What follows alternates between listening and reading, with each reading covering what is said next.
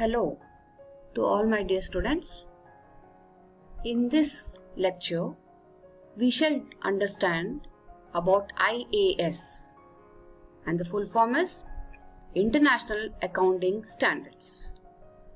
International Accounting Standards were issued by the IASC from 1973 to 2000, and these are independent financial bodies.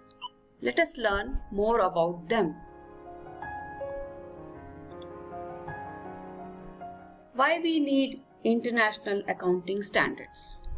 Basically, these are the regulatory framework and we need them in order to have a homogeneous presentation of financial information which are required to meet the needs of shareholders and other users. And these approaches must be principle based. Due to homogenized financial reporting, we have a wider investment choice on the same platform. This leads to efficient capital market and thus lowers the cost of capital by enhancing business development. So what is IAS? As discussed, it means International Accounting Standards, and these were regulated by IASC. IASC full form is International Accounting Standard Committee till 2000. So what is IASC Foundation?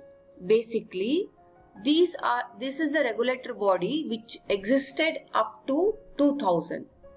After that, IASC was bifurcated into IASB, IFRIC and SAC.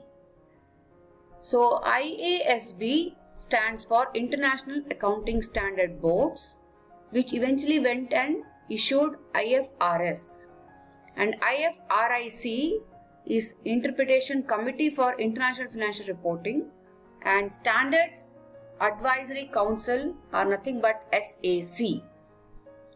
If you look at the framework of the committee, International Accounting Standard Committee Foundation, they appoint IFRIC members and also they appoint SAC, Advisory Committee and IASB members, and these bodies in turn report to International Accounting Standard Committee Foundation. So let us have a look at the basic structure of IASB and IFRS. So IASB came into existence from 2001, and as discussed, it replaced IASC. IASB is an independent privately funded body that develops and approves IFRS. The predecessor body of IASB was IASC. With the purpose of shaping IASC for the future, IASB was formed in April 2001. IASB adapted all existing IAS and now they superseded by IFRS. So if you look at the IFRS committee, we have a monitoring board and that oversees IFRS Foundation, and that oversees IASB and IFRS Interpretation Committee. We also have IFRS Advisory Council to support the structure and Accounting Standard Advisory Forum, which provides standard setter input into technical projects, and all these are also supported by working groups which work on major agenda projects. So International Accounting Standards, which replaced IAS are currently being adopted by most of the countries. The major difference between IAS and IFRS is technically they are the same. But IFRS is a current set of standards that is reflective of the changes in the accounting and business practices over the last 2 decades. IAS is what used to be the prior to the introduction of IFRS. However, not all IAS are outdated. In fact, to date, only 9 IFRS issued and the IAS that were not superseded by the IFRS are still in use. The IASB no longer issues IAS. Any future standards will now be called as IFRS from now on. IAS stands for International Accounting Standards, and we know that IFRS stands for International Financial Reporting Standards.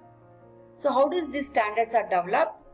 They are developed in 3 stages, namely through research program, through standards program, and through review program.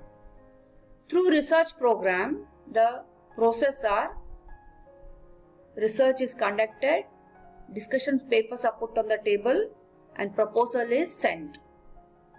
Once it is accepted, the proposals are accepted, it is reviewed by under the program of standards program through an exposure draft, and then IFRS is published. After the publication of IFRS, under the review program, it is reviewed and the post-implementation review stages rolls on. So one can see here the content and number of international accounting standards proposed till now. So there are around 41 international accounting standards proposed, but out of the proposed international accounting standards, the one marked in blue are still in use. So IAS 1, IAS 2, IAS 7, IAS 8 and so on and so forth are still in use. And after the discontinuation, the number of IFRS being issued are 17 till date. So that means I do have all these applicable international accounting standards which are still being used, and in addition to them, I also have the 17 IFRS which are still in use.